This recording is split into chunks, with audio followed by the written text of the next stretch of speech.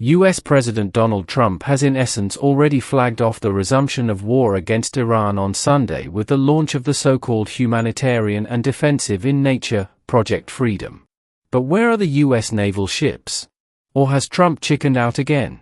MC spoke to several analysts and this is what they believe is happening.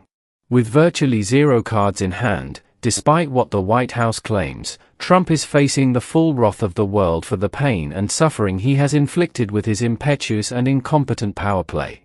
Yet due to ego and hubris, in his mind's eye, war may be the only way out. Just as suicide may seem to the desperate to be the only exit. The US president had a day ago said America would start helping to free ships stranded in the Strait of Hormuz.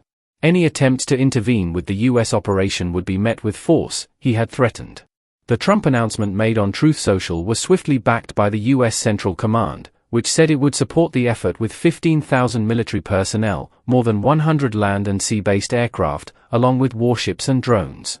Yet till now, no action has been forthcoming from the US side. Meanwhile, the Iranian military has fired back with its own warning.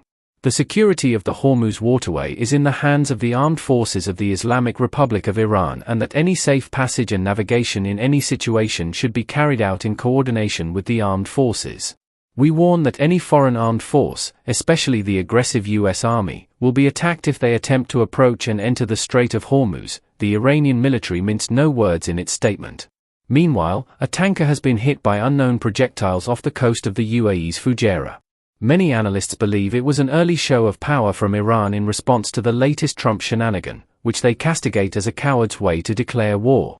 Instead of being defensive and humanitarian in motive, they believe Trump's Project Freedom was a way for his regime to trigger the resumption of war but sneakily put the blame on Iran. A former US naval officer said the risks of Trump's project are significant and could lead to dangerous escalation if Iran chooses to resist it. If Trump's naval mission was only half thought out, it could lead to disaster, the officer told Al Jazeera. Still, with so much firepower already deployed, war watchers tell MC it is next to impossible for Trump to order a withdrawal. The unpredictable US leader is probably feeling the jitters, and rightly so.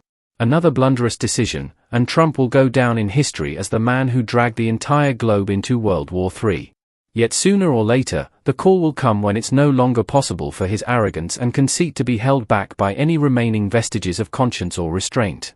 So for the rest of mankind, fairly or not, it's tick-tock, tick-tock. Unless they band together in time and take courage into their own hands to stop him and his ilk once and for all.